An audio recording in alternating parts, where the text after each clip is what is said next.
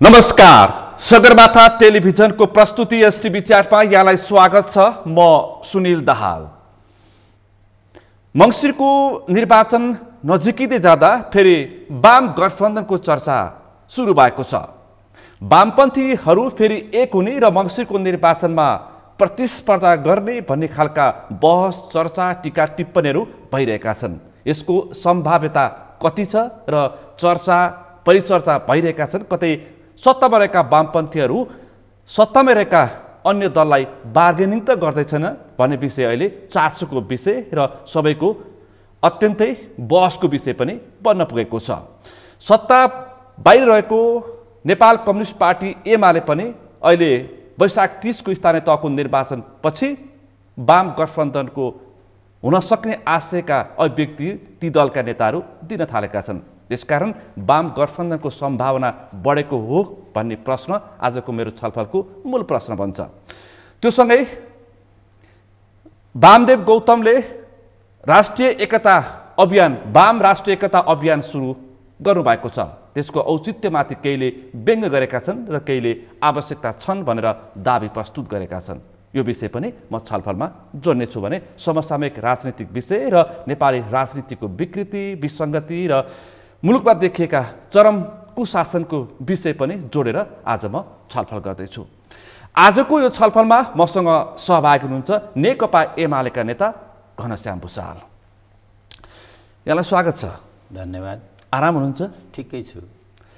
अब सिधै विषय प्रसङ्ग। अहिले एकजना वामपन्थी नेता वामदेव गौतमले राष्ट्रिय एकता अभियान सुरु गर्नुभयो, नेकपाको एकताको अभियान सुरु गर्नुभयो। त्यस पछाडि अहिले यो वाम गठबन्धनको चर्चा, वाम एकताको चर्चा वात्तै बढ्यो र आम जनमानसमा पनि त्यो विषय प्रवेश गर्यो। यो वामदेव गौतमले प्रस्तुत गरेको यी विषयहरू तपाईँले नजिकबाट कसरी मूल्याङ्कन, विश्लेषण, समीक्षा गरिरहनु भएको छ? म विषय यहीँबाट सुरु गर्छु, छलफल यहीँबाट प्रारम्भ गर्छु। यसलाई धेरै छलफल गर्ने बेला भएको छैन। कमरेड वामदेव गौतमले जे गर्नुभएको छ विषयको हिसाबले, एजेन्डाको हिसाबले राम्रो कुरा हो। विषयको हिसाबले, एजेन्डाको हिसाबले राम्रो विषय होइन, आवश्यक हो। किनभने वामहरू एक ठाउँमा हुँदा, लोकतान्त्रिकहरू, वाम बाहेकका लोकतान्त्रिकहरू एक ठाउँमा हुँदा त्यसले चाहिँ हाम्रो राजनीतिमा एउटा लोकतान्त्रिक स्थिरता भन्ने गर्छु मैले, त्यसलाई कन्ट्रिब्युसन हुन्छ, त्यसलाई योगदान हुन्छ। त्यस हिसाबले यो कुरा ठिकै कुरा हो।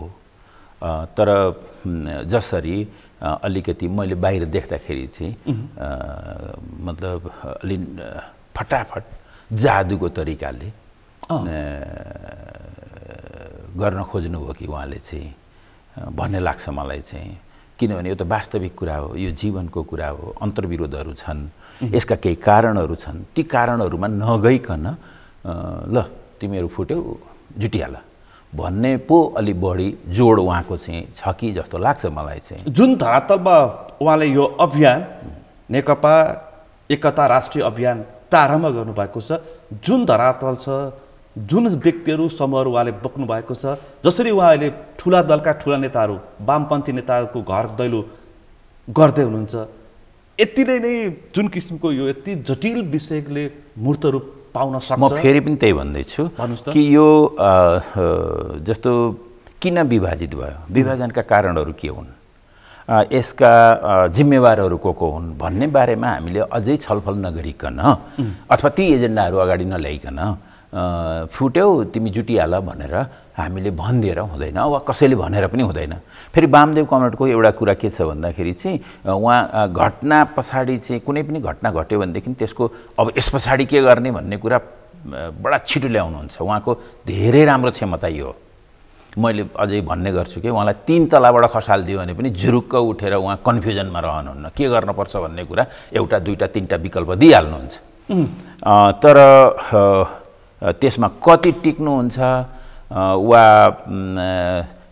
त्यो समाधानका लागि त्यो समाधान गर्नका लागि कस्तो परिस्थिति छ, कस्तो क्षमता छ, यो कुरामा चाहिँ त अलिकति कम ख्याल गर्नुहुन्छ। जसको कारणले गर्दाखेरि चाहिँ उहाँको भावनाहरू राम्रो हुँदाहुँदै पनि त्यसले चाहिँ परिणाम चाहिँ नदिनुको कारण त्यो हो भन्ने लाग्छ मेरो लामो सङ्गतको हिसाबले हेर्दाखेरि।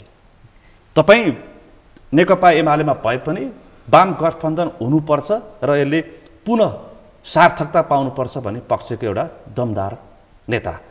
वामदेवले यो विषय नेकपा एकता राष्ट्रिय अभियान सुरु गरेपछि तपाईँले सारमा आशय ठिक हो र यसले कति सार्थकता पाउँछ भन्ने मूल विषय हो भन्नुभयो। जुन पात्र व्यक्ति बोकेर उहाँले अभियान सुरु गर्नुभयो त्यसपछि मान्छेले अलिक व्यङ्ग्य गरे। त्यतापट्टि नजाउँ यो चाहिँ यो मैले सुरुमै भनेको छु कि यो विषय राम्रो छ, ठिक छ, जोसुकैले उठाउँदाखेरि पनि हुन्छ। एउटा कुरा यो कुरा फेरि ठुलो कुरा हो, यो सानो कुरा होइन। नेपालको राजनीतिका लागि वामहरू एक ठाउँमा आउँछन् भने त्यसले फेरि पनि मुलुकमा एउटा स्थिरताको, त्यो स्थिरता मार्फत विकास, निर्माण, समृद्धि जे भन्छौँ त्यसका लागि हाम्रो पूर्व शर्त नै हो वामहरू एक ठाउँमा आउनु। मैले वामहरू एक ठाउँमा आउनु मात्रै भनेको छैन। नेपाली राजनीतिको कुरा गर्दाखेरि चाहिँ काङ्ग्रेस जो लोकतान्त्रिकहरू छन् तिनीहरू पनि एक ठाउँमा जुटुन्, तिनीहरूको पनि पार्टी राम्रो होस्, हाम्रो पनि पार्टी राम्रो होस्, राम्रो गरी चलोस् होइन, पार्टी जस्तो गरी चलोस्, पार्टी जस्तो चलोस्। यसको सिद्धान्त के हो, विचार के हो, त्यस अनुसार नेता जस्तो बनुन्, पूर्वानुमान योग्य होस्। यो नेताले यो गर्छ, यो गर्दैन, यो पार्टीले यो गर्छ, यो गर्दैन भन्ने कुरा पूर्वानुमान गर्न सकिने होस्, नागरिकहरूले त्यो बुझ्न सकुन्। त्यस खालको पार्टी निर्माण गर्ने कुरा त्यो असाध्यै राम्रो कुरा हो। तर यो कुरा त्यस पछाडि यसका प्रयत्न कसले गर्छ, सफल के हुन्छ भन्ने कुरा त समय कस्तो छ, कस्ता पात्रहरू त्यसमा लागेका छन्, कति लाग्छन्, यो धेरै कुरा यसमा भर पर्छ। त्यसो गर्दाखेरि वामदेव कमरेडले जे गर्नुभएको छ यो आफैमा ठिकै गर्नुभएको छ। 1 2 यसैले मात्रै सफलता पाउँछ, मैले भनेर सफलता पाइहाल्छ भनेर मैले नै भने पनि म स्थायी कमिटीको सदस्य हुँ। म पहिलेदेखि नै यो कुरा गर्दै आएको छु। मैले भनेपछि हुन्छ भनेर मैले सोचेँ भने, वामदेव कमरेडले सोच्नुभयो भने त्यो गल्ती हुन्छ। तर यस्ता थुप्रै सोचहरूको एकमुष्टता भयो त सम्भव हुन सक्छ नि। त्यो सबैलाई एक ठाउँमा ल्याउनका लागि म घनश्याम भुसालले भनिदिएँ, म वामदेव गौतमले भनिदिएँ भनेर भएन। यो कुरा त एजेन्डाले ल्याउने हो। हामीले एकता गर्नका लागि, वामहरूलाई एक ठाउँमा राख्नका लागि के एजेन्डा छन् ती एजेन्डाहरू राख्यौँ र त्यसमा सहमति नजुटिकन व्यक्तिमा त सहमति जुट्दैन। त्यसो गर्दाखेरि चाहिँ हामीले उहाँले त्यो एजेन्डाहरू अझै प्रष्ट पार्नुभयो भने अहिले जुन असफल भयो उहाँलाई नै निकालिदिए, मान्छेहरूले निकालिदिएर केही हुँदैन। 7 दिन भयो, 7 दिनमा वामदेवलाई निष्कासन गरियो भनेर फेरि विज्ञप्तिहरू आइरहेछन्। यसै हेर्दाखेरि यो हास्यास्पद जस्तो त देखियो, हो पनि। सामाजिक सञ्जालमा सबैले ठट्टा गरिरहेका छन्। यसले फरक पर्दैन, केही हुँदैन। किनभने म पटक के भन्ने गरेको छु भने विज्ञानमा जसले प्रयत्न गर्छ, प्रयत्नहरू विज्ञानका आँखामा हेर्नुहुन्छ भने, ज्ञानका आँखामा हेर्नुहुन्छ भने ती असफल हुँदैनन् कहिले पनि। असफल प्रयासहरू किनभने यसरी हुँदो रहेनछ भन्ने थाहा हुन्छ नि त।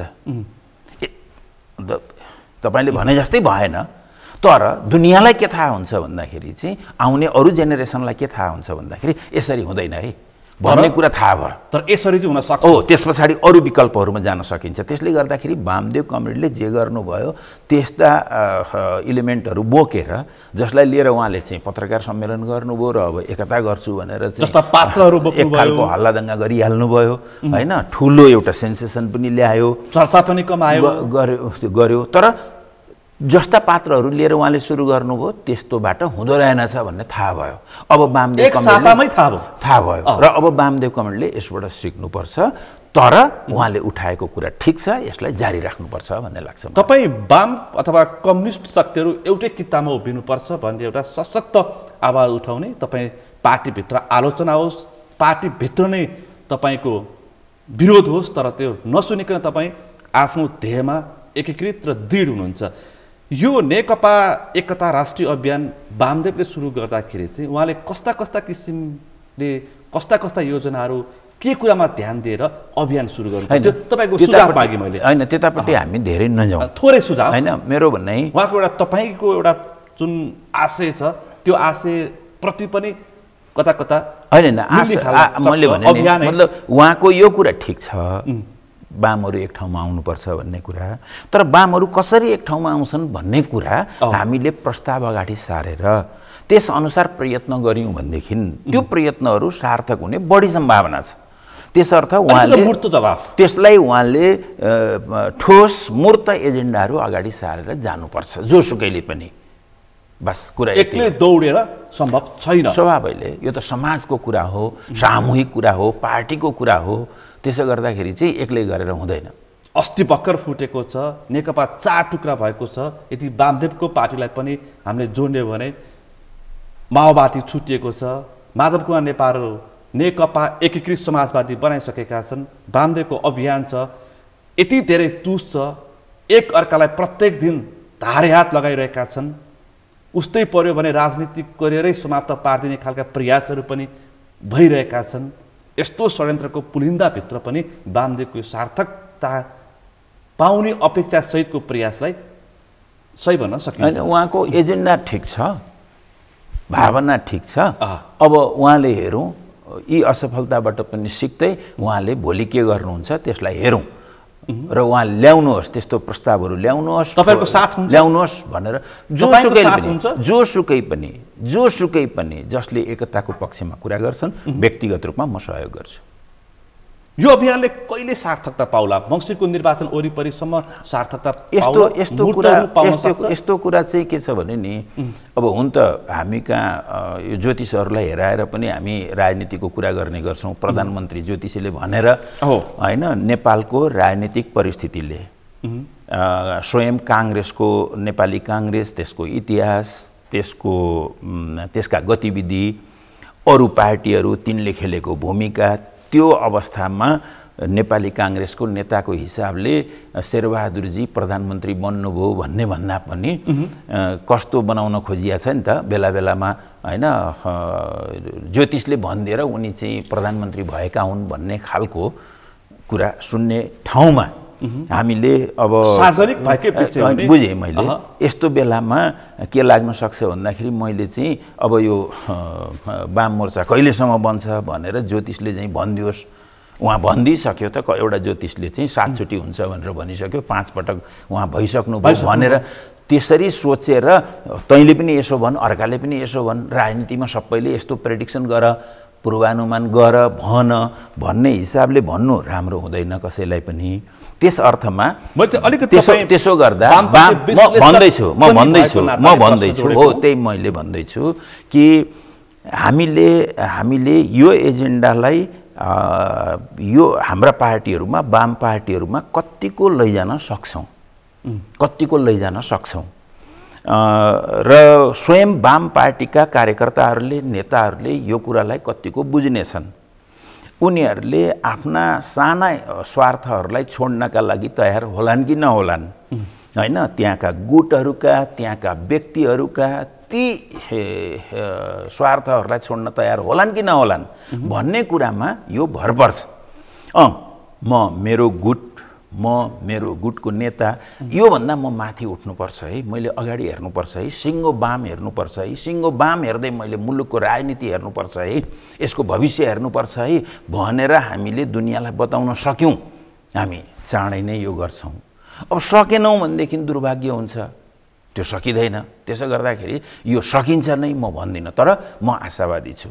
आशावादी हुनुको कारण छन्। त्यो कारण के हो भन्दाखेरि चाहिँ अझै पनि गएकै स्थानीय तहको निर्वाचन हेर्नुहुन्छ भने यदि वामहरू एक ठाउँमा हुन्थ्यो भनेदेखि 550 देखि पौने 600 सम्म पनि स्थानीय तहहरू हामीले जित्थ्यौँ सीट सङ्ख्याको हिसाबले। आज वामपन्थीहरूको के अवस्था हुन्थ्यो भन्नुहोस् त, तिनको मनोबलको के अवस्था हुन्थ्यो? वामपन्थीहरूको मात्रै कुरा गर्दैछन्। यदि हामी एक ठाउँमा भएर हामीले 550 600 सिटहरू ल्याएर अहिले हामी के अरे सङ्घीय निर्वाचन पर्खिँदै गरेको अवस्था हुन्थ्यो भने हाम्रो मात्रै मनोबलको कुरा होइन, यो मुलुकको मनोबल, आम जनताको मनोबल कस्तो हुन्थ्यो होला होइन अहिले जुन आशंकाहरू देखिया छ के हुने हो, राजनीति के हुने हो, अर्थतन्त्र के हुने हो, भोलि के हुने हो, पर्सि के हुने हो भन्ने जुन एउटा एक खालको आशंका छ, एक खालको सन्नाटा छ। तपाईँ जहीँ त्रास छ। पत्रिकाहरू हेर्नुहोस्, मान्छेहरू कुरा गरेर बसमा हेर्नुहोस्, अरू अनौपचारिक गफ कुराकानीमा हेर्नुहोस्, मान्छेहरू निराश छन्। यो हुँदैन थियो हामी एक ठाउँमा भएका हुन्छौँ। सहरहरूमा मात्र होइन, जहीँ पनि फेरि पनि भन्दैछु, राष्ट्रिय रूपमा एउटा राष्ट्रिय शक्तिमा समस्या हुने भनेको त्यो पार्टीमा मात्रै समस्या हुँदैन। हेर्नुहोस्, त्यसले प्रत्यक्ष अप्रत्यक्ष कहिले बहुत प्रष्ट रूपमा धेरै देखिएर कहिले नदेखिएर मुलुकलाई, मुलुकको मनोविज्ञानलाई, तिनको भाषालाई दुईजना मान्छे भेट्यो भने के कुरा गर्छन् भन्ने कुरा समेत प्रभावित हुन्छ। होइन, तरकारी किन्न गएको मान्छे र तरकारी बेच्दै गरेको मान्छेका बिचमा समेत के कुरा हुन्छ, महँगो भयो नि, अचाकले महँगो भयो नि भनेर साग किन्ने मान्छेले कुन अवस्थामा भन्छ, होइन छँदै छैन, उत्पादनै हुँदैन अथवा ल्याउँदैनन्, सागै पाइँदैन बजारमा, के कुरा गर्नुहुन्छ, यो त मैले सस्तोमा दिएको हुँ भन्यो भने त्यसको अर्थ राजनीति के हुन्छ, त्यसको मनोविज्ञान के हुन्छ? मेरो भनाइ एउटा पार्टी, किनभने लोकतन्त्रमा राम्रो राष्ट्र बनाउने भनेको राम्रो पार्टी बनाउने हो क्या, राम्रो नेता हुने, राम्रो गुट हुने, यो होइन मुलुकको मूल नीति राजनीति। त्यो राजनीति राम्रो हुने भनेको, राष्ट्र राम्रो हुने भनेको, राष्ट्रको भविष्यको ग्यारेन्टी हुने भनेको त्यो राम्रो पार्टीले गर्छ। राम्रो पार्टीले मात्रै राष्ट्रको विकासको, सम्भावनाको, भविष्यको ग्यारेन्टी गर्छ। यो कुरा हामी सबैले बुझिदियौँ भने, खास गरी हामी वामभित्रकै मान्छेहरूले बुझिदियौँ भने, हामी खास गरी नेताहरूले बुझिदियौँ भने, बिचरा अरू कार्यकर्ताहरूलाई पनि के कुरा गर्नु, होइन, नेताहरूले अलि चाँडो बुझिदियौँ भने हाम्रा अहङ्कारहरूलाई, हाम्रा आग्रहहरूलाई, हाम्रा केही हितहरू, स्वार्थहरूलाई हामीले अलि पछाडि राख्यौँ भने यो चाँडै हुनसक्छ। अब गर्न सकेनौँ भने, हामी नालायक भयौँ भने, यो पुस्ता, आज बाँचेको पुस्ता यो आफै नालायक भयो भने, यो आफ्नो स्वार्थका लागि मात्रै हेर्ने भयो भने हामी बर्बाद हुन्छौँ। पहिलो पुस्ताबाट हामीले अपेक्षा लगभग गर्न छोडिसकेका छौँ। दोस्रो पुस्तासँग पनि अपेक्षा नगरौँ जस्तो अवस्था सिर्जना भइसक्यो। ठिक हो। पहिलो पुस्तालाई हामीले अब यसबाट हुँदैन, यिनीहरू मात्रै सत्ताको वरिपरि स्वार्थको राजनीति गरेका छन्। तपाईँले ठिक भन्नुभयो। दोस्रो पुस्तालाई पनि हामीले त्यस्तै किसिमले अब व्याख्या गर्नु पर्छ। मलाई चाहिँ मलाई के लाग्छ भन्दाखेरि चाहिँ सरी, तपाईँले भनेको कुरा ठिक हो। पहिलो पुस्ताले जे गर्न थियो त्यो गरिसक्यो। अब जे गर्दैछ त्यो चाहिँ दोस्रो पुस्तालाई गर्न बाटो रोकिराखेको मात्रै छ भन्ने लाग्छ मलाई, पुस्ताको हिसाबले हेर्दाखेरि। दोस्रो पुस्तालाई उसले बाटो रोकिराखेको रोकिरहेको छ, त्यसको अगाडि बढ्ने बाटो रोकिराखेको छ। यो स्वयं फेरि उसलाई दोष दिएर मात्रै हुँदैन। हाम्रो पुस्ता, मेरो पुस्ता, मभन्दा पछिल्लो पुस्ता, त्यो चाहिँ त्यो अध्ययनका हिसाबले, त्यो सोचका हिसाबले, त्यो संस्कारका हिसाबले, होइन, त्यो अनुभवका हिसाबले, सङ्गठनको हिसाबले, देश दुनियाँ देखेको हिसाबले यो पहिलो पुस्ताभन्दा धेरै अर्थमा त्यो अगाडि बढिसकेको छ, क्षमताको हिसाबले। तर हामी त्यसका लागि अझ योग्य हुन सकेनौँ। योग्य हुनका लागि हामी आफैले पनि सङ्गठित हुन पर्थ्यो। कमजोरी हाम्रो पुस्तामा छ।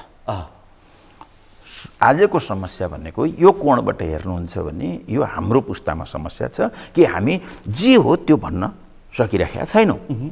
होइन, लामो समयदेखि हामी एक खालले चाहिँ पालिएर, पुलपुल्याइएर वा संरक्षित भएर आएका छौँ हाम्रा पार्टीहरूमा। मैले सबै पार्टीको कुरा गर्दैछु, होइन, त्यो काङ्ग्रेसमा भन्नुहोस्, त्यो वाम पार्टीहरूमा, एमाले, माओवादी वा समाजवादी, हामी यो लामो समय के भयो भन्दाखेरि चाहिँ नेताहरूले गर्देलान्, होइन, उनीहरूले नै गर्छन् भन्ने र त्यसो भने बापत आफू सुरक्षित रहने। फेरि त्यो भावना मात्रै होइन, नेताहरूले गरिदिउन् मात्रै पनि छैन। फेरि यो पनि भन्नु हुँदैन कि हामी बडा एकदम निस्वार्थ छौँ भन्ने पनि होइन। हाम्रा स्वार्थले त्यहाँनिर योग्यताको एउटा समस्या। स्वार्थ कि कमजोरी हो? यो स्वार्थ भएको हुनाले कमजोर भएको हो। अलग्गै स्वार्थ छोडिदिने भनेदेखि अलग्गै कमजोरी त हुँदैन थियो। हामी अलि स्वार्थी भएको हुनाले जे छ वस्तुलाई जस्ताको तस्तै भन्न सक्दैनौँ। कसैले गलत गरिराखेको छ भने गलत भन्न सक्दैनौँ, राम्रो छ भने राम्रो भन्न सक्दैनौँ। पहिला पार्टीभित्र मैले यसो भने मेरो नेताले के भन्छ, त्यो नेताले राम्ररी हेरेन भने त म त सुरक्षित हुन्न हैन। भोलि मन्त्री नहुला, टिकट नपाउला, पैसा नपाउला हैन, त्यस अर्थमा संरक्षण नहोला। मलाई नेताले चाहिँ अलिकति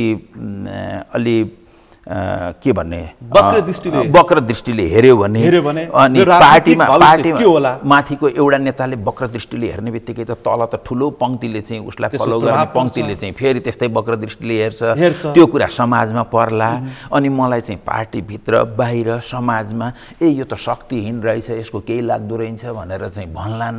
भनेर आफूलाई शक्तिशाली देखाउन, आफूलाई पार्टीको आधिकारिक देखाउन, आफूलाई त्यो पार्टीको आधिकारिक मेन स्ट्रिमको नेता देखाउन, त्यस बापत भोलिको सिट सुरक्षित गर्न, टिकट सुरक्षित गर्न, पैसा सुरक्षित गर्न, पद सुरक्षित गर्न म लाग्ने भएपछि यो योग्यता त्यहाँनिर कम्प्रोमाइज हुन्छ। तर अझै पनि मैले अलिकति कुरा काटेँ, अपेक्षा गर्नेहरू नेपाली कङ्ग्रेसमै गगन थापा, विश्वप्रकाशहरू अथवा प्रदीप पौडेलहरूको अझै पनि मानिसहरूले अपेक्षा गरेका छन्।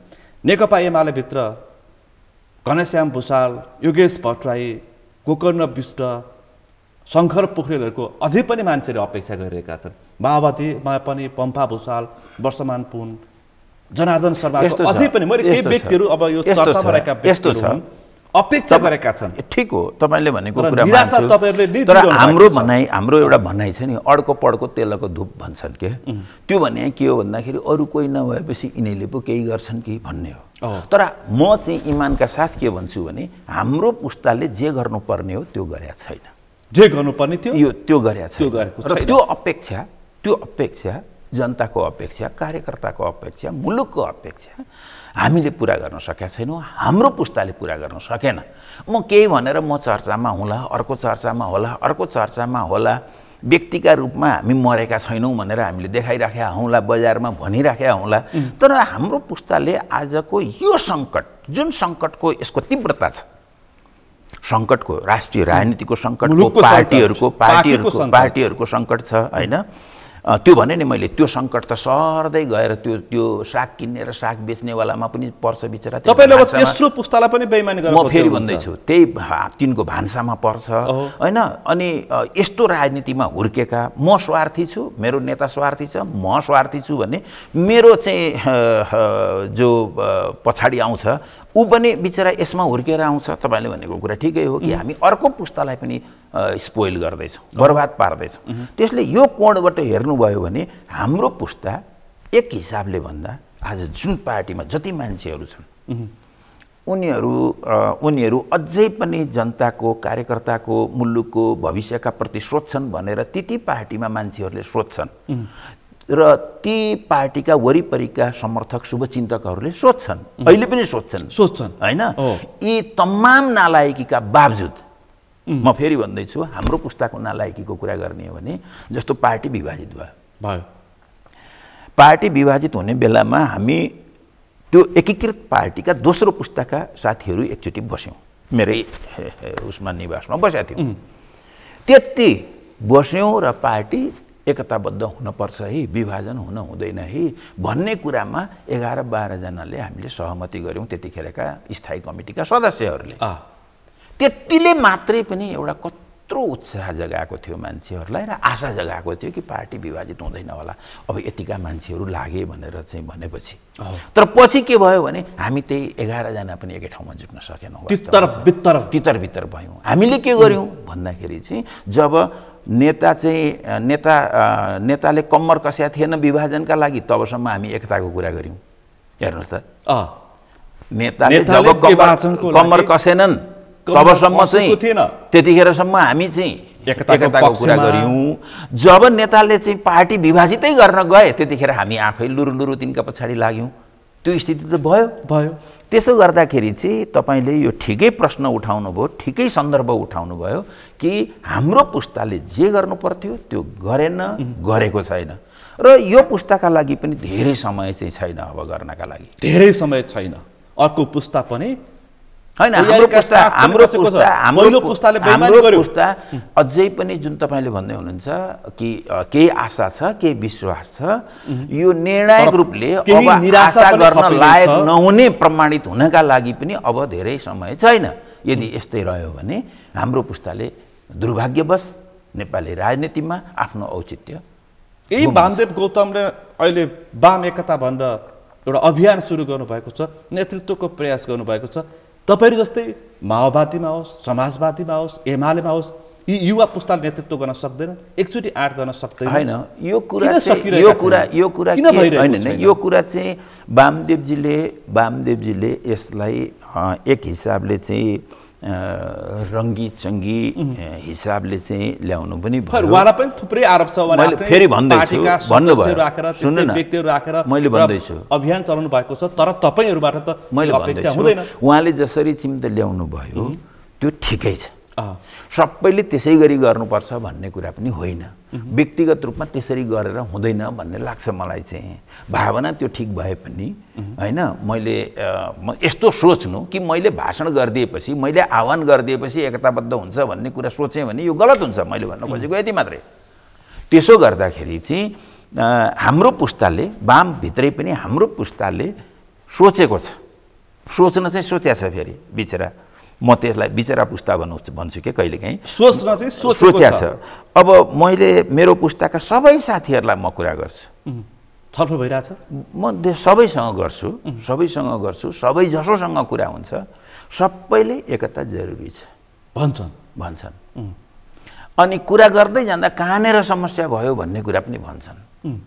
तर धेरै मुद्दामा अब यो हाम्रो नियन्त्रणभित्र छैन भनेर त्यो अर्कैका टाउकामा हालिदिन्छन्, जसले गर्दाखेरि चाहिँ अब एक खालको पराधीन, परावलम्ब त्यो खालको हाम्रो सोच भयो, जसले गर्दाखेरि हामी ल यसो हो भने हामी कलेक्टिभली लिडरसिपसँग कुराकानी गरौँ न त भन्ने ठाउँमा हामी अहिले पनि पुगेका छौँ। अब त तपाईहरुलाई शीर्ष नेतृत्व आफ्नै पार्टीका अथवा अन्य शीर्ष नेतृत्वलाई तपाईहरुले त अब धारे हात लगाउने ठाउँ नै छैन, त्यो ठाउँ नै समाप्त तपाईहरु आफैले गरिसक्नु भएको छ।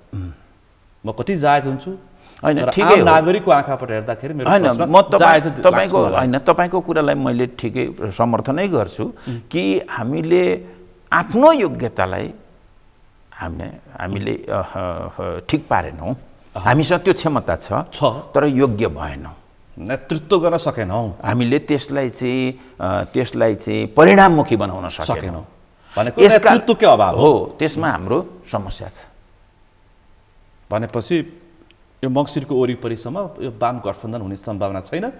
5 दलको गठबन्धन एकातर्फबाट चुनाव लड्छ, एमाले प्रतिपक्ष छ, एमाले एक्लै पनि चुनाव लड्न सक्छ। त्यसो पनि भन्दैन। जस्तो मैले चाहिँ यो स्थानीय तहको निर्वाचनभन्दा अगाडि एउटा लेख लेखेँ कि एकता या सत्यानाश यो दुईटा मध्ये एउटा हो है हाम्रो भनेर। परिणाम केही आयो, जेसुकै भने पनि माओवादीले केही बढाएको होला, हामीले केही घटाएको होला हैन, अनि हामीले अलिकति हिजोको भन्दा हामी कहाँ बढी 74 भन्दा हामी कहाँ भोट चाहिँ बढी छ भनेका होला वा जेसुकै भनेका होला। यो चुनाव भनेको जित्ने कुरा हो, जित्नका लागि लड्ने हो, जित्नका लागि हार्नका लागि त कोही चुनाव लड्दैन। यदि त्यसो हो भने वाम आन्दोलनले जितेन। आज अहिले पनि विभाजित हुँदाखेरि चाहिँ वामहरूकै सिटहरू बढी छन्, स्थानीय तहमा केही सिटहरू हामी बढी छौँ, तर टोटालिटीमा हेर्नुहुन्छ भने फेरि एउटा पार्टीका रूपमा हेर्नुहुन्छ भनेदेखि सबभन्दा ठुलो पार्टीको भन्दाखेरि कांग्रेस हो। यही स्थिति रह्यो भने के हुन्छ भन्दाखेरि चाहिँ जे हुनुपर्छ त्यही हुन्छ। यही स्थिति रह्यो भने जे हुनेछ त्यही हुनेछ, जे हुनुपर्छ त्यही हुन्छ। त्यसो गर्दाखेरि हामीले यो कुरालाई कि आगामी निर्वाचनमा वामहरूको जितलाई सुनिश्चित गर्न छ भने हामी एकताबद्ध हुन्छौँ। तर भनिरहनु भएको छ झलनाथ खनाल, बेदुराम भुसाल, एमाले महासचिव शङ्कर पोखरेल, सुभाष नेमाङ, पृथ्वी सुब्बा गुरुङ त सार्वजनिक कार्यक्रममा बोल्न थाल्नु भएको छ। नारायण काजी श्रेष्ठ तपाईँको पार्टी अध्यक्ष केपी शर्मा ओलीलाई भेटिरहनु भएको छ। देव गुरुङ, वर्षमान पुन लगायतका केही एउटा अलिकति क्षमता राख्न यो कोणबाट हेर्नुहुन्छ भने हेर्नुहोस् है, ठिकै कुरा उठाउनु भएको छ। यो कोणबाट हेर्नुहुन्छ भने खास गरी यी तीनटा पार्टीको कुरा गर्छु मैले, एमाले, नेकपा माओवादी केन्द्र, एकीकृत समाजवादी, यी तीनटा पार्टीका बीचमा विचार भनेको यो पार्टी कसका पक्षमा उभिन्छ भन्ने हो कि विचार भनेको। कहिलेकाहीँ हाम्रो नेताहरू चाहिँ विचार छैन, हामीसँग विचारमा कमजोरी छ भन्दा हामीसँग पर्यटनको विचार छैन कि हामीसँग सडक निर्माणको विचार छैन कि भन्ने खालको कुरा गर्नुहुन्छ। यो राजनीति शास्त्रमा, समाजशास्त्रमा हैन, सिद्धान्त निर्माणमा विचार भनेको यो होइन। विचार भनेको तपाईँ कहाँ उभिनुहुन्छ, कसका पक्षमा उभिनुहुन्छ, तपाईँ श्रमजीवीका पक्षमा उभिनुहुन्छ, तपाईँ हैन महिलाहरूको पक्षमा उभिनुहुन्छ, तपाईँ जनजातिहरूको, दलितहरूको हैन मुद्दामा हैन कसको पक्षमा उभिनुहुन्छ भन्ने कुरा विचारको कुरा हो। घोषित रूपमा भन्ने हो भनेदेखि विचारका हिसाबले यी तीनटा पार्टीमा केही विभाजन, केही भिन्नता छ भन्दा केही पनि छैन। त्यही लेखेका छन्, एउटै कुरा छ। विचारमा केही भिन्नता छैन। व्यक्तिलाई थाती राख्ने हो छोडिदिनुहोस् भन्दैछु म, कुनै फरक छैन। अनि अब अगाडि के गर्ने हो भन्दा हामीले समृद्धि ल्याउने हो, समृद्ध समाजका बनाउँदै संविधानले भनेको छ समाजवाद उन्मुख भएर जाने हो। अझ कम्युनिस्टहरूले त हामीले समाजवादै ल्याउने हो भनेर भनेका छौँ। तिनटै पार्टीको यो भनेको सिद्धान्त हो। हाम्रो गोल कसरी प्राप्त हुन्छ, हाम्रो लक्ष्य कसरी प्राप्त हुन्छ भन्ने कुराको व्याख्या सिद्धान्तले गर्छ।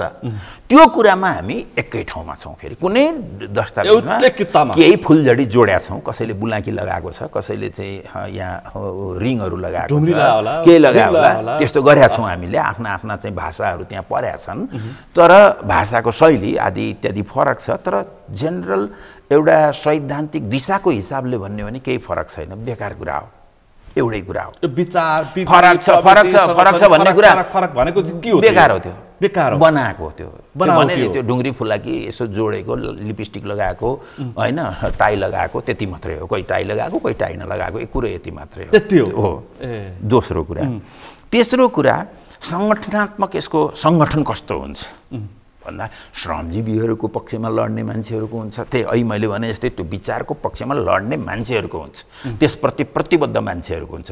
ती प्रतिबद्ध कसरी हुन्छन् भन्दा त्यो कुरा उनीहरूले बुझेका हुन्छन्, त्यो उनको प्रशिक्षण हुन्छ, त्यस हिसाबले उनीहरूले जाने बुझेका हुन्छन्। त्यस्तो कार्यक्रम, त्यस्तो विचार बोक्न सक्ने योग्य मान्छेहरूको सङ्गठन, यो पनि लेखेका छन् फेरि तिनीहरूले।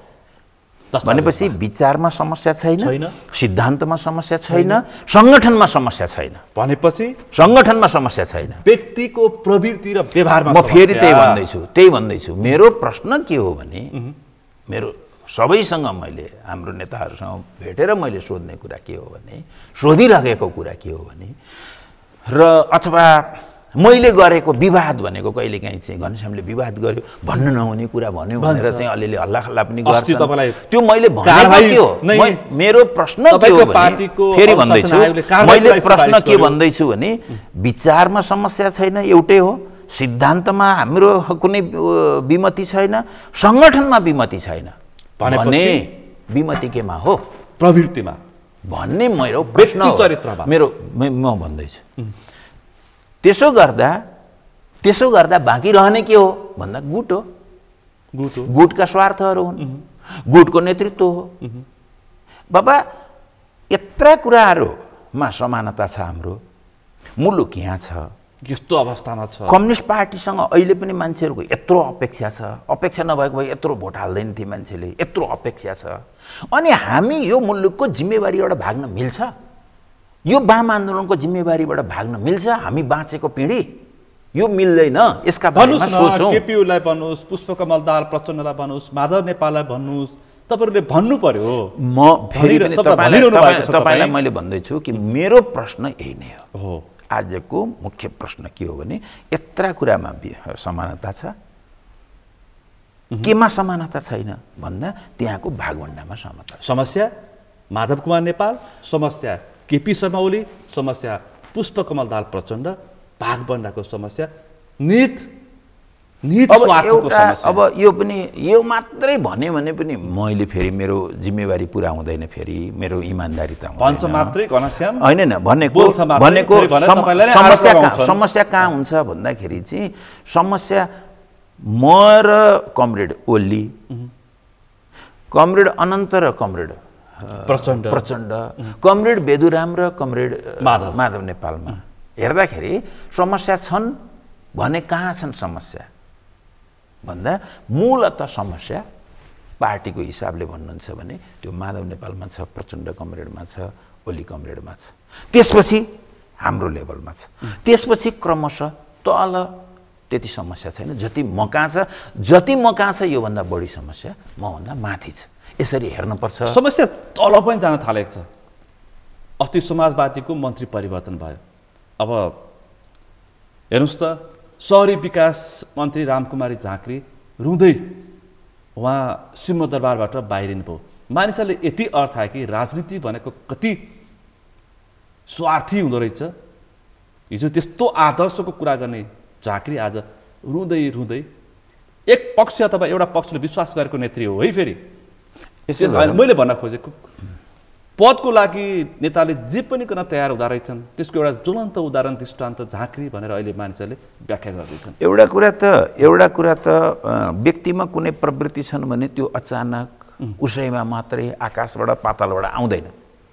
यो हाम्रो शिक्षा दीक्षा होइन, हाम्रो अनुभव, हाम्रो संस्कार यसले बस्ने हो। यसले गर्दाखेरि चाहिँ परिस्थिति बिग्रदै गएपछि अनि यो एकजना दुईजना तीनजना होइन, यो समय लम्बिँदै जाँदा, समस्या लम्बिँदै जाँदाखेरि माथि नै आफूभन्दा माथि पार्टीको व्यवस्थामा यदि समस्या रह्यो भने समस्या सुसंस्कृत मान्छेहरू उत्पादन गर्ने तपाईँको सिस्टम छ।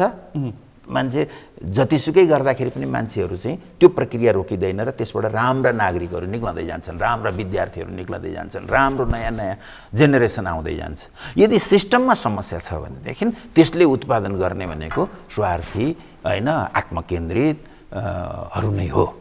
त्यसो गर्दा यसलाई यस्तो घटना, त्यो झाँक्रीको वा अरू घटनालाई मात्रै नभनौँ, म फेरि पनि भन्दैछु त्यो एउटा राजनीतिको एउटा समस्या हो होइन, त्यति मात्रै हो। तर समस्या हाम्रो राजनीतिको मुख्य तपाईँ काङ्ग्रेसमा हेर्नुहोस्, के अरे अर्को गुटको बैठक बसिरहेको छ, उसले मागिरहेको छ, कस्तो मागिरहेको छ 40-60। ल ठिक छ, गगन थापा र शेखरहरू 40-60। ल 40-60 हो भने 40-60 उचित छ कि छैन, 40-60 नै राखेर कुरा गरे भइहाल्यो नि।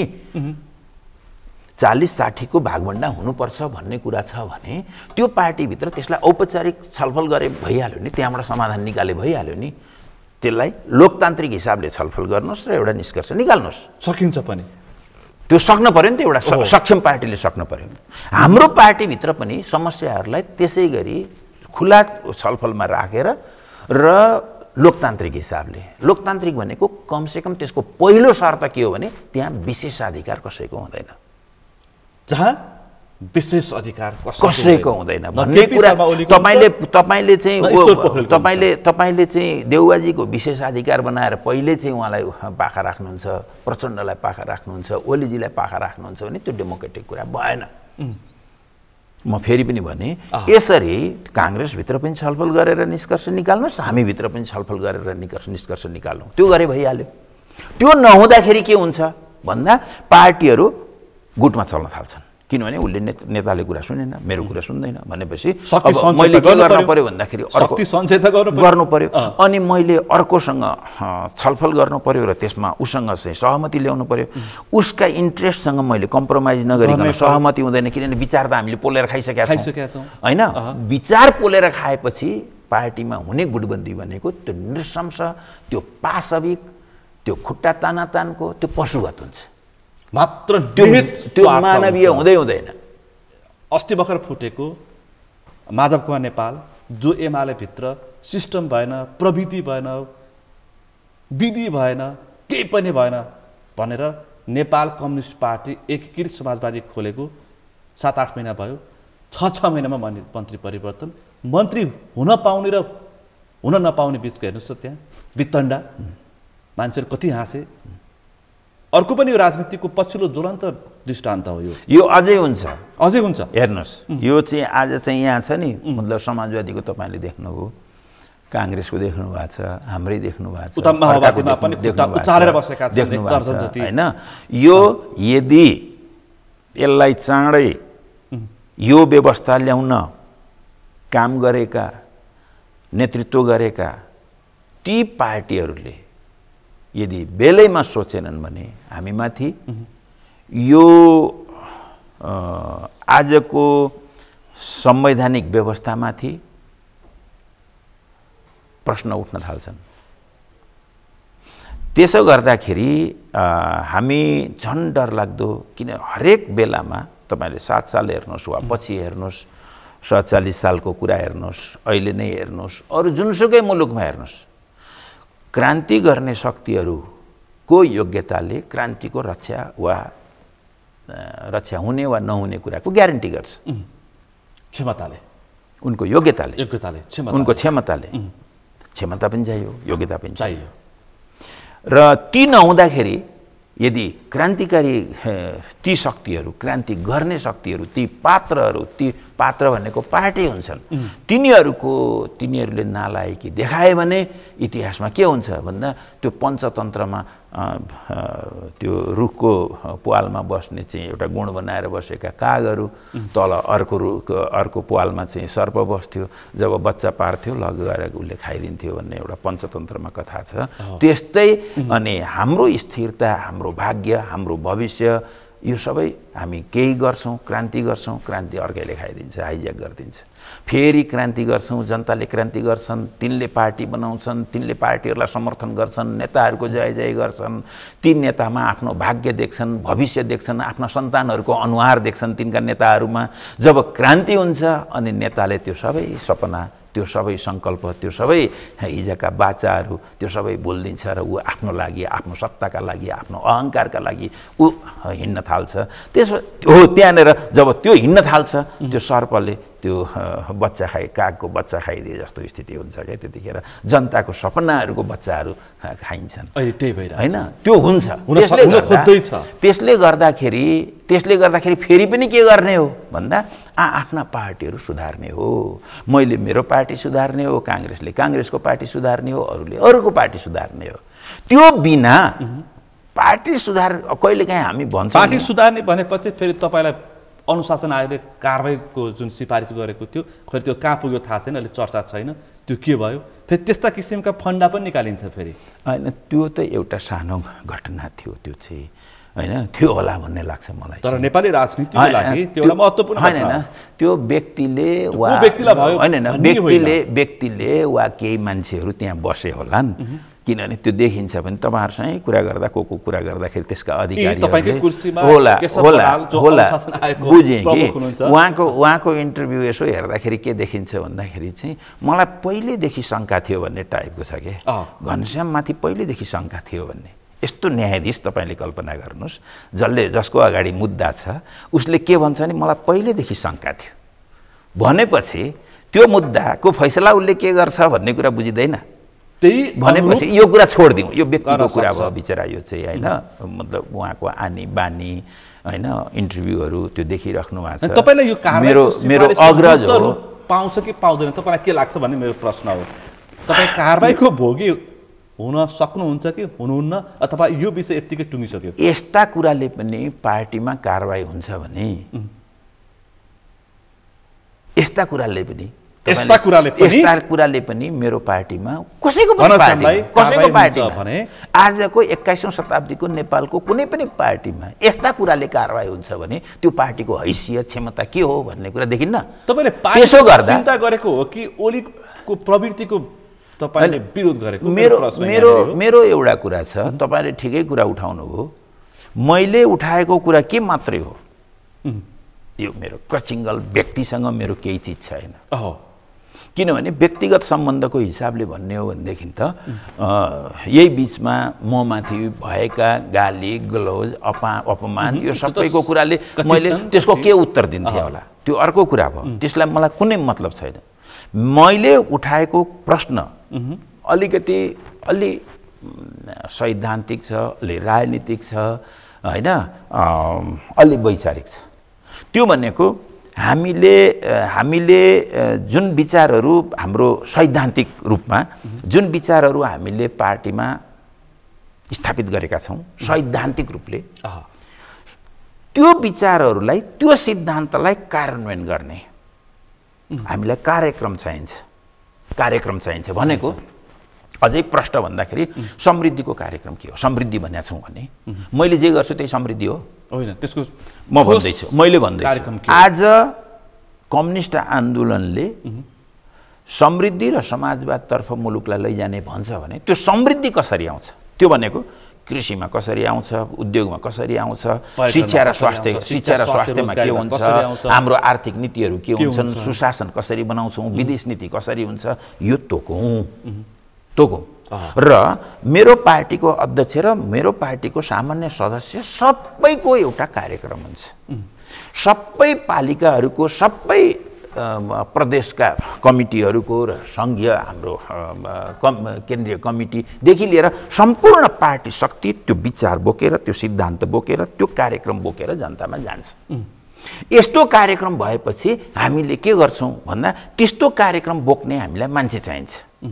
कसले बोक्छ त्यस्तो भन्दा लफङ्गो, गुन्डो, होइन, समाजबाट चाहिँ बहिष्कृत वा जनताका प्रति, देशका प्रति कुनै चाहिँ चिन्ता नभएको, बेवास्ता गर्ने त्यो खालका मान्छेहरू, वा मै खाऊँ, मै लाऊँ, अरू सब मरुन्, दुर्बलहरू भन्ने मान्छेहरू, होइन, यस्ता मान्छेहरू यसमा आउँदैनन्। यदि मुलुक बनाउने हो भने मुलुक बनाउने मान्छे चाहिन्छ, त्यस्तो सङ्गठन चाहिन्छ भन्ने मेरो प्रस्तावहरू हुन्। गएको केही वर्षदेखि मैले निरन्तर उठाइराखेको कुरा हाम्रो आजको, अझ तपाईँलाई अझै हाम्रो भाषामा, हाम्रो पार्टीको भाषामा भन्ने हो भने राष्ट्रिय पुँजीको विकास गर्ने, समाजवादको तयारी गर्ने। सिद्धान्त यही हो, विरोध गर्ने। बस सिद्धान्त के हो भन्दा राष्ट्रिय पुँजीको विकास गर्ने, समाजवादको तयारी गर्ने। यी तीनटै पार्टीको आजको सिद्धान्त यही हो। दलाल पुँजीपति, म फेरि भन्दैछु, यसको व्याख्या धेरै हुन्छ, धेरै छन्, होइन। दलाल पुँजीवादलाई कसरी विस्थापित गर्छौँ, कसरी नियन्त्रित गर्छौँ, कसरी रूपान्तरित गर्छौँ, हो यही कुरा चाहियो। राष्ट्रिय पुँजीको विकास गर्ने, समाजवादको तयारी गर्ने के हो, यो कुरा व्याख्या गरौँ।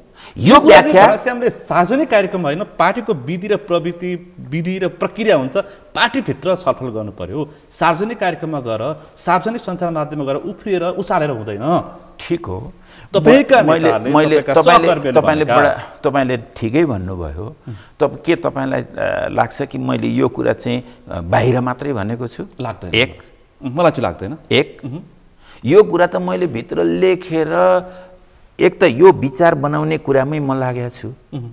राष्ट्रिय पुँजीको विकास गर्ने, यसभन्दा अगाडि हाम्रो पार्टीको के थियो समस्या भन्दाखेरि पहिलाको नेकपा एमालेको हामी जनताको बहुदलीय जनवाद ल्याउने भन्ने, जनताको बहुदलीय जनवाद ल्याउनलाई के गर्ने भन्दा चुनाव लड्ने, चुनाव लडेर के गर्ने भन्दा फेरि चुनावमा जाने।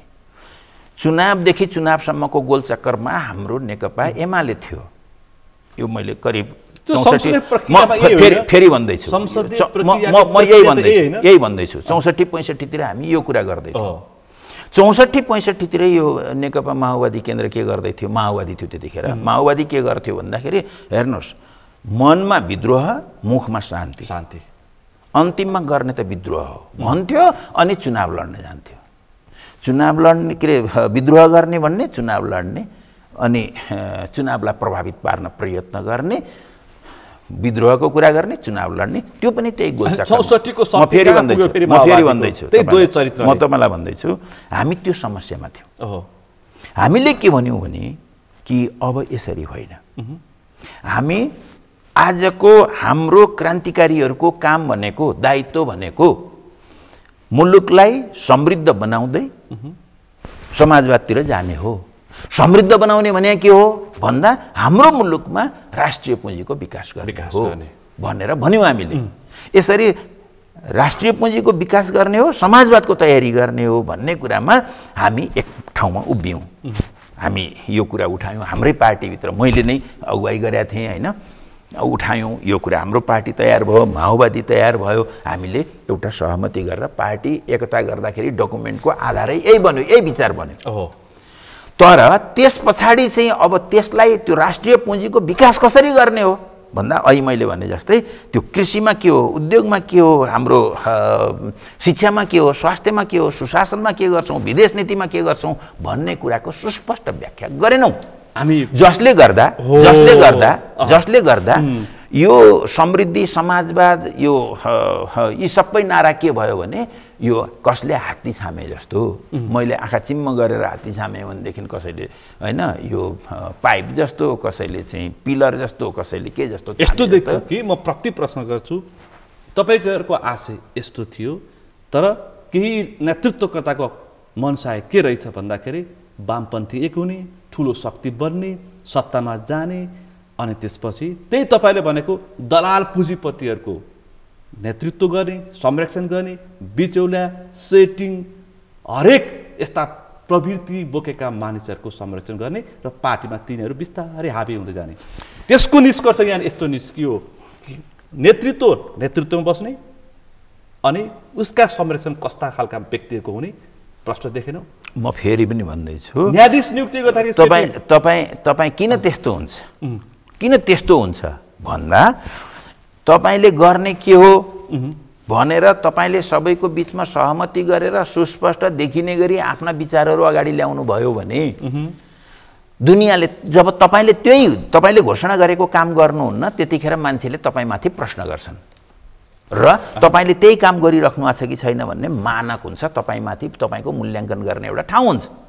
तपाईले के गर्नुपर्ने हो भन्ने कुरै नभनेपछि त तपाईले के गर्नुपर्ने हो भन्ने कुरा भन्नुहुन्न।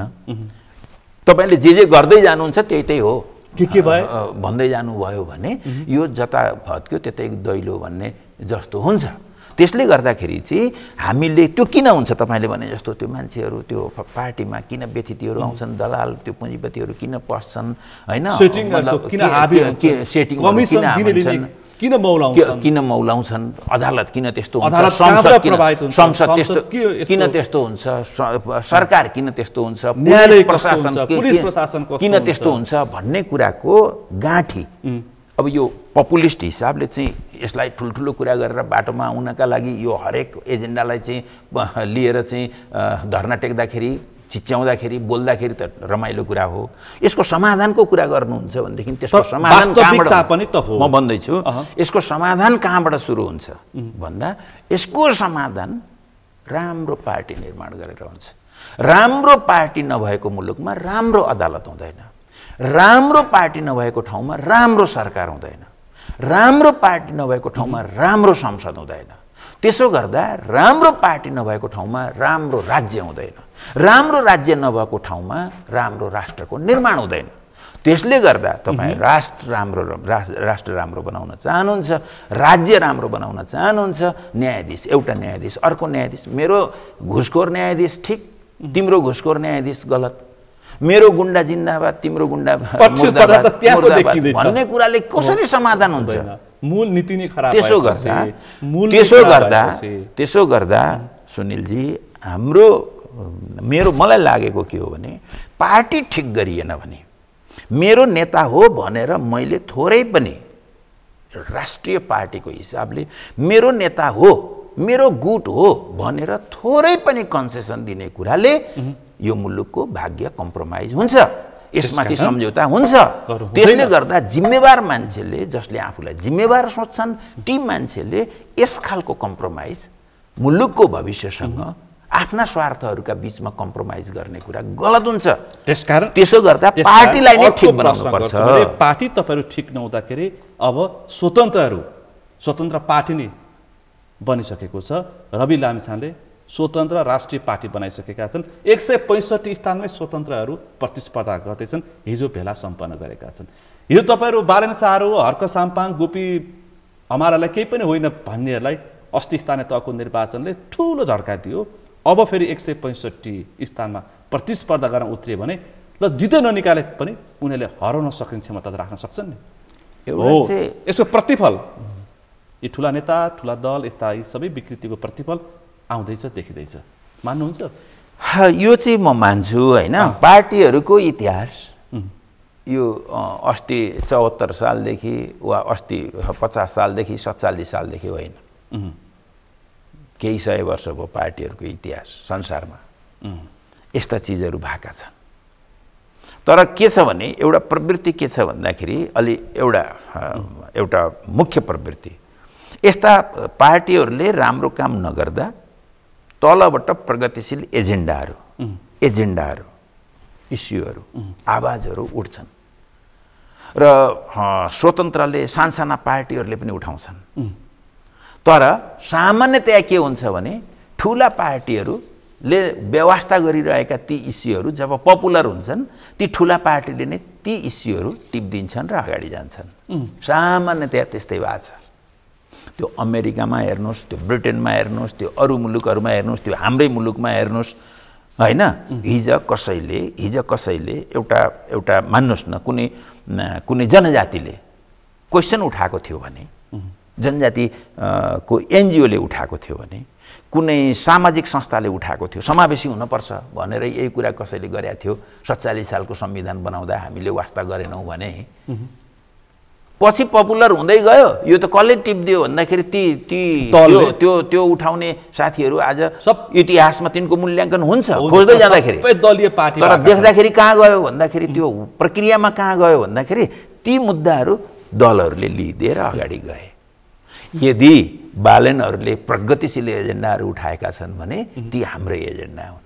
यदि बालेनहरूले चाहिँ लोकतान्त्रिक भनेर छुट्याउनुहोस् है, यसलाई लोकतन्त्र र वामपन्थी भनेर छुट्याउने हो भने, यदि प्योरली लोकतान्त्रिक कुराहरू उठाएका हुन् भने त्यो चाहिँ काङ्ग्रेससँगै जान्छ, त्यहाँ समाहित हुने सम्भावना बढी हुन्छ। यदि बालेनजीहरूले अथवा अरू स्वतन्त्रहरूले लेफ्ट त्यो जनतालाई, श्रमजीवीलाई, महिलालाई, मैले भने लेफ्ट भने के हो भन्दाखेरि त्यो श्रमजीवीको, मेहनतकश जनताको, त्यो किसानको, त्यो मजदुरको, त्यो महिलाको, खास गरी उत्पीडित महिलाको, पछाडि परेका महिलाको हैन, दलित जनजाति यिनीहरूको, दुर्गम क्षेत्रका मान्छेहरूको मुद्दाहरू उहाँहरूका मुद्दाहरू हुन् भने उहाँहरू वामपन्थी हुनुहुन्छ। मैले बालेनको निर्वाचनको अभियानमा एउटै गीत बढी सुने कि गाई त बाँध्यो ढुङ्ग्रामा मै छैन, त्यो वामपन्थी गीत हो। त्यो गीत नै स्थापित भयो। अहिले सामान्य युवा पुस्तामा म फेरि पनि भन्दैछु कि बालेनजीले काठमाडौँको दिगो विकासको, दिगो समृद्धिको कुरा गर्नुभयो भने, दिगो समृद्धिको कुरा गर्नुभयो भने उहाँ वामपन्थी हुँदै जानुहुन्छ। खुला स्वतन्त्र व्यक्तिगत स्वतन्त्रताको ग्यारेन्टी भएको नारा इस्यु उठाउँदै जानुभयो भने व्यक्ति स्वतन्त्र हुन्छ है। त्यसो गर्दाखेरि व्यक्तिलाई स्वतन्त्र हुने कुरालाई ग्यारेन्टी गरिदियो भने समाज आफै अगाडि बढ्छ भनेर जानुभयो भने उहाँ काङ्ग्रेसतिर जानुहुन्छ। बुझ्नु भएन? ढुङ्ग्रोमा मै छैन भन्नेमा टिक्नुभयो भने उहाँ वामपन्थी हुनुहुन्छ। त्यसले गर्दा रविहरू के हुन्छन्, मैले त्यति धेरै उहाँको बारेमा थाहा छैन, हिस्ट्री थाहा छैन, अथवा उहाँको एजेन्डाहरू, यो सबै कुरा व्यक्तिगत रूपमा हेर्नुपर्छ नि त्यो चाहिँ हैन। अब उहाँले भोलि के गर्नुहुन्छ, अलि कहिलेकाहीँ चाहिँ यो लामपुच्छ्रे जस्तो के एकदमै चर्केर आउने अनि भोलिपल्ट बिहान हराउने आकाशमा लामपुच्छ्रेहरू देखिन्छ नि, त्यो एकैछिनमा आउने एकैछिनमा जाने हुन्छ कि राजनीतिमा यस्तो पनि हुन्छ, राजनीतिमा यस्तो पनि हुन्छ। त्यसो गर्दा रविजीले उहाँले आफ्नो कुरा सबै कुरा भन्नु भएपछि उहाँले भनिसक्नु भएको छैन भन्ने लाग्छ मलाई। उहाँले भनिसकेपछि बल्ल उहाँको मूल्याङ्कन हुन्छ। अन्तिममा छ एउटा प्रश्न, यो वाम गठबन्धन भएन अथवा लोकतान्त्रिक 5 दलको गठबन्धन भयो भनेदेखि एमालेको अवस्था के हुन्छ, माओवादीको अवस्था के हुन्छ, काङ्ग्रेसको अवस्था के हुन्छ मङ्सिरको निर्वाचन पछाडि एक लाइनमा? त्यो मैले यस्तो भन्नु चाहिँ फेरि पनि जोखाना हेरे जस्तो हुन्छ, होइन, ज्योतिषको कुरा हुन्छ। म ठ्याक्कै त्यसो भन्दिनँ। वामपन्थी मिल्यो भने वामपन्थीहरूको जित सुनिश्चित हुन्छ। वामपन्थीहरू स्वयं काङ्ग्रेससँग मिल्ने अनि केही वामपन्थी बाहिर रहने भयो भनेदेखि विभाजित हुँदा जे हुन्छ त्यही हुन्छ। हस् त, अत्यन्तै गहन विषयवस्तुमा तपाईले सठिक टिप्पणी दिएर जनताले बुझ्ने भाषामा जवाफ दिनुभयो। यो समय र समाजको लागि म विशेष रूपमा आभार व्यक्त गर्न चाहन्छु। तपाईँलाई धन्यवाद छ। आज हामीले पछिल्लो राजनीतिक अवस्था, वाम गठबन्धन, यसको प्रभाव र दबाव, सान्दर्भिकता, औचित्य र समग्र यसको प्रभाव र समग्र अहिले जुन स्वतन्त्र बन्न देखिएका जुन पात्रहरू छन् यिनी विषयवस्तु र अहिले बजारमा चलेका घटनाक्रममा केन्द्रित रहेर छलफल गऱ्यौँ। आजको छलफलमा मसँग सहभागी हुनुहुन्थ्यो नेकपा एमालेका स्थायी कमिटी सदस्य घनश्याम भुसाल। आजको विषय प्रसङ्ग यति नै। भोलि अर्को विषय प्रसङ्ग साथ एसटिभी च्याट ल्याउने बाचा गर्दै म सुनिल दाहाल पनि बिदा चाहन्छु। सगरमाथा टेलिभिजन हेर्दै गर्नुहोला। नमस्कार।